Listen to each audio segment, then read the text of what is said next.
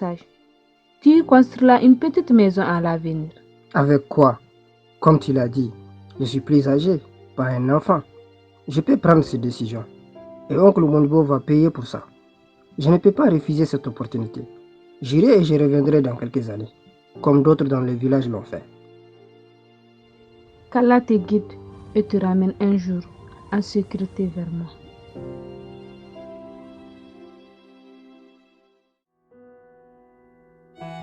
Ousmane, arrête de repasser quoi de neuf? Rien. Ouais, c'est ça, allez, dis-nous. Mon oncle a téléphoné hier depuis l'Allemagne. Il veut que j'y aille. Il paiera le voyage. Ous, mon cousin est parti, tu sais. Il n'a même pas réussi à passer la Libye. Il ne peut pas dormir maintenant, je te dis. J'y vais. Ton cousin est faible, tu le sais. C'est un voyage pour les hommes. Comment comptes-tu t'y prendre? Je ne sais même pas par où commencer. Va voir Sidi au magasin. Il paraît qu'il peut brancher les gens avec un passeur. Je le ferai. Mais réfléchis-y. Tu es juste jaloux. Assalamu alaikum. Wa alaikum assalam. Comment va la famille? Ça va, merci. Que veux-tu? J'ai entendu dire que vous pourriez m'aider. T'aider? À aller en Europe? Chut, pas si fort. Retrouve-moi à l'arrêt de la boutique dans 2 minutes.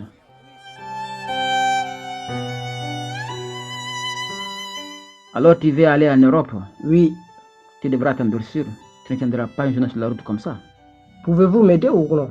Je peux te donner le nom d'un type 50 000 francs CFA. C'est beaucoup. Pense à ce que tu te feras en Europe. Ok. Et ensuite? Tu te rends à Gao. Il t'aidera à partir de là. Apporte-moi l'argent et je te donnerai son numéro. 50 000. C'est beaucoup. J'appelle oncle Modibo pour lui en parler.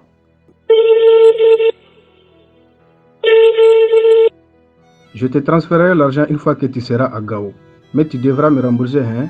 Et comment vais-je me rendre à Gao? Payer l'homme ici? Tu trouveras bien. Je ne peux pas t'aider pour tout. Le mois qui vient est éreintant. Je lave les voitures chez mon oncle et je passe la journée à faire des petits travaux ici et là pour tout le monde. J'ai mal au corps. Je suis fatigué. Mais c'est le seul moyen d'arriver à Gao. Ma mère m'aide. Elle me donne ce qu'elle peut. Elle voit à quel point je le veux. Je ferai tout pour que ça arrive. Une fois que j'ai l'argent, je le remets au commerçant. Il écrit un numéro sur un morceau de papier. Je le tiens fermement et je quitte rapidement le magasin. Je compose les numéros. Viens à Gao et téléphone-moi quand tu arrives. Combien est-ce que ça va coûter? 500 000. Voyage léger. Quelques jours plus tard, je prends mon petit déjeuner. Je suis assis en silence. Je suis énervé. Est-ce que je prends la bonne décision? Ma sœur Fanta me regarde bizarrement. Mes autres frères et sœurs parlent de leurs projets pour la journée. Ils ne savent pas. Seule ma mère le sait. Une fois qu'ils ont tous pris la direction de l'école, je me tourne vers ma mère. Fais attention. Ne prends pas de risques. Non, ça va aller. Voilà de l'argent. J'ai vendu une partie de terre de ton père. Mais... Juste au cas où. Ce que ton oncle envoie peut ne pas suffire. Merci. Et voici. Mes bénédictions t'accompagnent. Je vais te rendre fier de moi, maman. Je te le promets. J'ai toujours été fier de toi, Ousmane. Je traverse le village. Les femmes quittent leur maison pour aller installer leurs étals sur le marché. Les enfants courent partout, les livres à la main en chemin pour l'école. Les hommes parlent au coin de rue. Ça va me manquer. C'est tout ce que je n'ai jamais connu. Comment se passera le voyage? Quand est-ce que je reviendrai? Je passe devant une maison qui contraste avec les cases et maisons de briques. Elle appartient à un homme qui vit en Europe. Il l'a construit pour sa famille. Ça sera bientôt moi. Le taxi brousse passe dans mon village en milieu de matinée. Je m'assois sur un rondin et j'attends au bord de la route. J'ai peu de bagages, mon sac à dos seulement. Quand il arrive, je me glisse entre des femmes. Je m'endosse et je ferme les yeux. Mon cœur bat vite. C'est bon, je suis en route. Je change 2 fois de bus avant d'arriver à Bamako en fin d'après-midi. Là, je téléphone au numéro qu'un ami m'a donné pour une gargote. Je paye 250 francs par nuit pour être là, à attendre le départ d'un bus pour Gao. Bientôt, d'autres personnes arrivent et se rendent également à Gao. Nous ne parlons pas beaucoup, mais je me lie d'amitié avec un autre garçon de Guinée, Ibrahim. Il est plus jeune que moi, il n'a que 15 ans. Nous décidons de voyager ensemble. Après quelques jours, nous partons pour Gao en bus. Le voyage est long.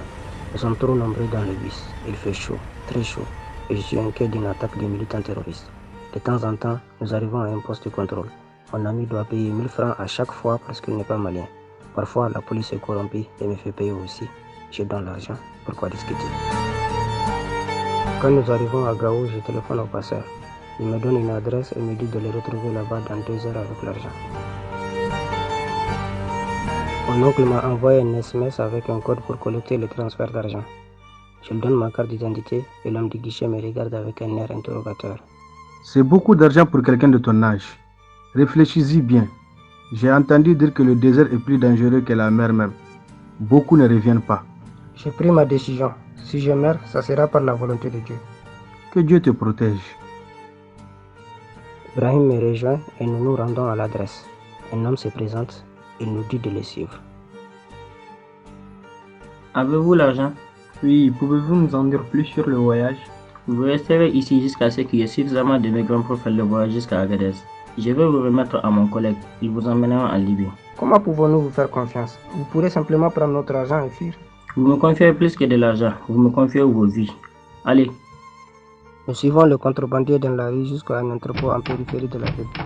Il ouvre la porte. Les hommes sont allongés sur des tapis, d'autres sont blottis dans les coins en train de boire du thé. Les jours passent lentement sans rien à faire. Il fait chaud, il y a peu de nourriture. Puis un soir, le passeur vient me dire qu'il est temps de partir. On me demande de payer pour 5 litres d'eau. On me dit, tu en auras besoin.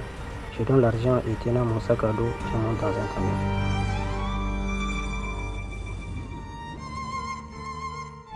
Je sombre dans le sommeil pendant que la voiture fait des soubresauts. Soudain, nous nous arrêtons. Le passeur et son ami forcent certains d'entre nous à descendre du camion.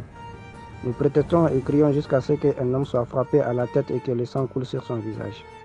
Nous voyons tranquilles, le chauffeur nous explique rapidement qu'il est illégal de faire passer des migrants au Niger, 20 ans de prison, et que nous devons attendre à la cabane au berger que son collègue vient nous chercher. Déconcertés, nous marchons vers la cabane et nous nous asseyons à l'ombre, à l'abri des regards, pour attendre. Il fait chaud et nous avons faim. L'eau que j'avais achetée pour le voyage est dans le camion. Ibrahim en partage avec moi, mais il n'y a pas grand-chose. Après ce qui semble être 2 heures, une voiture s'arrête. Le chauffeur nous fait signe de monter sous la bâche et charge des sacs de riz sur nous pour que nous soyons cachés. Après un court trajet en voiture, nous arrivons dans une enceinte. Soudain, nous nous arrêtons. Une cour d'un seul étage entourée d'un mur sans fenêtre. Un homme sort d'une petite pièce pour nous saluer et nous demander de payer d'avance notre séjour dans le ghetto. Je paye le contrebandier à Gao. Il dit qu'il m'amènera en Libye. Ce ne sont pas mes affaires. Ce n'est pas une charité ici, Nabi. Je regarde autour de moi, des hommes et des femmes sont assis sous le soleil brillant et regardent devant eux. Je suis effrayé. Où vais-je aller si je ne paye pas? Je ne sais même pas où je suis. J'ouvre mon sac et je sors quelques billets que je donne à l'homme. Ibrahim et moi marchons vers un petit endroit à l'ombre et nous nous asseyons. Une femme se dispute avec l'homme, il l'attrape et la tire vers la maison. J'entends la femme crier. Les jours suivants passent lentement. De temps en temps, les gardes ouvrent la porte aux vendeurs avec des charrettes rouillées qui fossent des manteaux, de l'eau, des lunettes de soleil et des poteaux en bois pour se protéger contre la possibilité de tomber des camions dans le désert. Aucun d'entre nous ne parle beaucoup, préférant fixer les yeux vides sur la petite télévision. Au fur et à mesure que le groupe grandit, je me rends compte que je n'ai jamais été en présence de gens venant d'autant de pays. Guinée, Burkina, Sénégal, Gambie, Mali, Nigeria, Cameroun, des gens de toute l'Afrique de l'Ouest, jeunes et vieux, hommes, femmes et enfants. Une nuit, je suis réveillé par Ibrahim. Un groupe d'hommes armés nous conduit vers un pick-up à l'extérieur de l'enceinte. Je peux apercevoir dans l'obscurité un certain nombre de pick-up qui bordent la route. Un homme d'un certain âge me dit que notre groupe a de la chance, qu'il attend depuis 10 jours de pouvoir partir, que le dernier convoi n'est jamais arrivé. À la lueur des torches, je remarque que le camion est criblé d'impacts de balles. Les femmes et les enfants grimpent au centre. Ibrahim et moi sommes assis sur le bord, les jambes suspendues, tenant un bâton pour nous soutenir. Cette fois, je mets une bouteille d'eau dans mon sac que je garde près de moi. Il n'y a pas de route à travers le désert. Pour échapper à l'armée nigérienne qui arrête le convoi et saisit les voitures, les passeurs se forgent leur propre chemin à travers le vaste et inhabité Sahara. Notre vie est entre les mains du chauffeur. Un virage manqué et nous sommes perdus. Il n'y a pas de protection sur les camions. Le soleil nous brûle et le vent du désert remplit de sable nos yeux, nos bouches et même l'intérieur de nos oreilles. Quelques jours après le début du voyage, un pick-up de notre convoi tombe en panne. Les migrants ont de la chance. Ils sont redistribués parmi les autres voitures. Ils se retiennent de toutes les manières possibles par peur d'être laissés dans le désert. Alors que nous repartons, je fixe au loin le camion en panne, laissé aussi plus du sable comme beaucoup de camions partiellement submergés que nous avions passés. Qu'est-il arrivé à ces migrants? Les heures et les jours se confondent rapidement. La nuit, nous nous arrêtons pour dormir sur le côté du camion. Pendant la journée, nous rêvassons. Les pick-up roulent à toute allure dans le désert. De temps en temps, nous nous faisons une pause et nous nous servons dans un des bidons d'eau fixés au camion. Cette eau est notre source de vie. Chacun pour soi. Si ton bidon est fini, ton destin est entre les mains de Dieu. Combien de jours avons-nous fait? 4, 5, épuisement et soif. Je dois rester éveillé.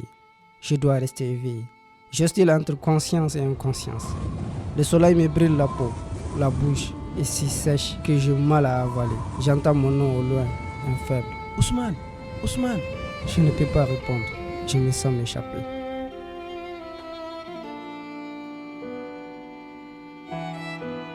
Je me réveille dans une pièce humide. Mon corps me fait mal. Je lutte pour m'asseoir. Je reconnais un couple de migrants du pick-up. C'est des Maliens comme moi. Que s'est-il passé? J'étais évanoui de déshydratation. Où est Ibrahim? Où est-il?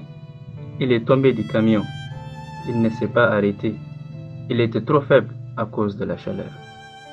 Je suis assis en silence pendant un moment, en fixant le mur du regard. Où est mon sac? Nous avons été cambriolés. Tu ne t'en souviens pas? Des hommes armés de machettes. Ils ont pris tous nos biens et même 2 des femmes. Où en sommes-nous? Les passeurs nous avons dit. C'était organisé dès le début. Ils se sont moqués de nous quand ils ont dit qu'il y avait transféré de l'argent. L'homme de Gao? Oui, lui. J'avais entendu dire que cela s'est passé, mais je ne pensais pas que c'était vrai. Possible, quelqu'un de notre propre pays. Je m'allonge sur le sol en regardant le plafond sale. Je suis enfermé ici sans rien, dans une pièce vide avec d'autres hommes et garçons. De temps en temps, des hommes armés de fusils nous traînent dehors et nous battent, nous torturent. Parfois, ils nous filment pendant qu'ils le font. Ils veulent de l'argent, mais nous n'en avons pas. Un jour, ils me traînent dehors. Je suis faible, je saigne. Je souhaite qu'Allah me délivre de cette douleur. Un ravisseur me tend un téléphone et me dit d'appeler ma famille. Je suis si confus que je me demande pourquoi. Pour leur dire que tu es vivant. Vous ferez cela pour moi? Pour de l'argent, idiot. Dis-leur que tu es vivant, mais que s'ils ne nous envoient pas d'argent, tu ne le seras plus pour longtemps. En tremblant, je compose le numéro de téléphone. Assalamu alaikum. Maman? Ousmane, où es-tu? Est-ce que ça va? Aide-moi, maman, je suis vivant, mais j'ai besoin que tu m'envoies de l'argent ou ils me tueront. Qui? Combien? Un des hommes me pousse au sol, attrape le téléphone et parle à ma mère. Une fois qu'il a posé le téléphone, il me regarde et me dit: Je lui envoie juste quelques vidéos que nous avons de toi pour qu'elle se souvienne. Tu pourras l'appeler de nouveau demain. De retour dans la cellule, un groupe d'hommes parle à voix basse. 4 filles d'une cellule voisine n'avaient personne pour envoyer de l'argent. Un homme est venu les chercher. Elles ont été vendues pour de la prostitution. La porte s'ouvre et un jeune homme est jeté à l'intérieur. Son visage est couvert de sang et il a l'odeur du vomi. J'ai entendu dire qu'il venait d'Érythrée. Sa famille a tout vendu et ils utilisent maintenant Facebook pour collecter des fonds pour sa libération. C'est la 3e fois qu'il est vendu. Je me réveille le lendemain et on me fait immédiatement sortir de la cellule. Les gardiens rient, boivent du thé et fument des cigarettes. Ils me passent un téléphone et ils me disent de composer un numéro. Ma mère parle vite. Mon oncle a viré l'argent, il est en colère contre moi. Mes ravisseurs disent qu'ils vont organiser la traversée mais que je dois payer plus ou travailler pour eux. J'accepte de travailler et une fois la rançon reçue, on me met dans un camion citerne percé de trous qui m'amène avec quelques autres garçons de bon âge dans un ghetto du nord du pays. Là-bas, ils nous louent pour une journée par-ci, une semaine par-là. J'ai trop peur de la police pour m'enfuir. Je ne peux pas être mis dans un centre de détention et vendu comme beaucoup sur le marché des esclaves. Au bout de quelques mois, j'apprends que ma mère a vendu le bijou que mon père lui avait offert pour le mariage. Alors que je suis assis avec les autres garçons, fatigué après une longue journée de travail, un de passeurs vient me dire que c'est l'heure, qu'il partira dans 2 jours.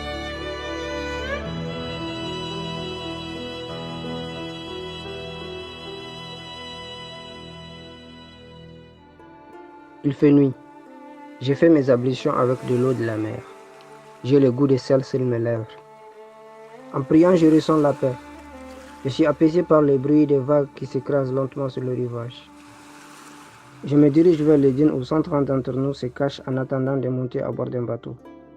Rassemblés, nous gardons le silence de peur d'alerter le garde-côte. À côté de moi, une femme berce son bébé. Nous serons bientôt en Europe, mon amour. Vers minuit, nous sommes conduits à un bateau pneumatique amarré à quelques mètres de là. Les femmes et les enfants s'assoient au milieu, je m'achevale sur le bord. Un migrant est chargé du moteur. Dès que nous démarrons, le passeur saute du bateau et retourne sur la rive. Après une nuit et un jour de navigation paisible, la mer devient turbulente. Le bateau s'agite, les femmes crient, les enfants pleurent. J'entends les hommes prier Allah. Pétrifié, je m'accroche de toutes mes forces alors que les vagues s'accrochent autour de nous. Je ne sais pas nager. Une fois la tempête passée, nous découvrons que le moteur est en panne. Nous n'avons aucune idée de l'endroit où nous sommes, ni de la direction dans laquelle nous nous dirigeons. Nous dérivons durant des jours.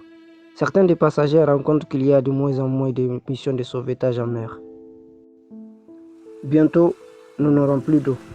Certains commencent à délirer. Les cris des enfants ne sont plus que de faibles gémissements. Une femme à mes pieds mettant un papier. Si nous ne survivons pas, appelle mon mari. Dis-lui que nous avons essayé. Finalement, nous apercevons un bateau au loin. La peur me saisit. Si ce sont les gardes-côtes libyens, nous allons être envoyés dans un centre de détention. Après tant d'efforts, l'échec n'est pas une option. Soudain, des cris de joie éclatent autour de moi et des gilets de sécurité nous sont lancés. C'est un bateau européen, nous sommes sauvés. Sur le pont, le médecin s'occupe des plus faibles. On me donne une couverture et de l'eau. Je m'assois parmi les autres, épuisé. Un homme vient prendre nos noms. Je lui dis que je m'appelle Ousmane, que j'ai 17 ans et que je viens du Mali.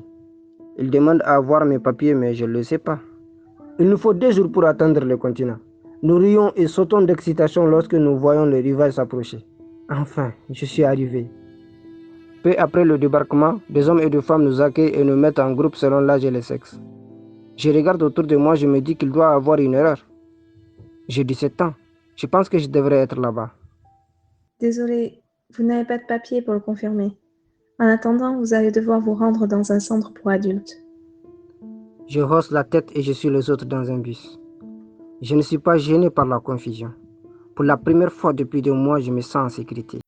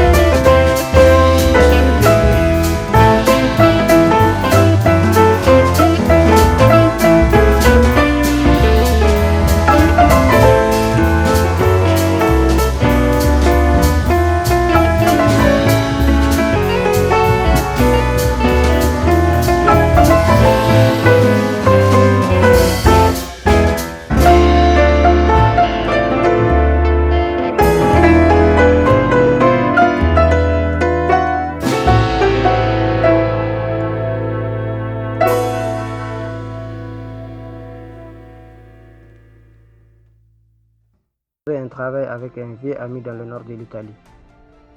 Mais je vais rester ici et demander l'asile. Je ne vais pas vivre sans papier dans la rue. Tu ne vivras pas dans la rue. Mon ami t'aidera. Tu n'auras pas l'asile. Depuis combien de temps es-tu là à dépérir? Tu pourrais y rester encore des mois. Et ça seulement si ces rumeurs de fermeture s'avèrent fausses. Sinon, tu seras à la rue. Pars, gagne de l'argent. Si tu restes, ils te forceront à repartir et tu n'auras même pas essayé. Quelques jours plus tard, je fais mes bagages et je prends un bus pour rejoindre l'ami de mon oncle.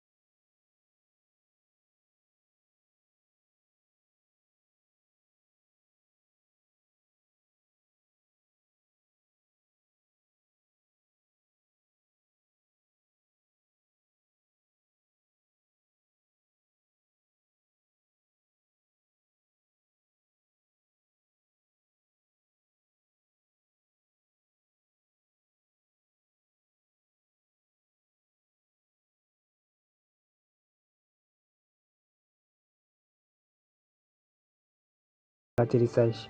Je regarde en bas et je vois Bamako au loin. Je suis à la maison.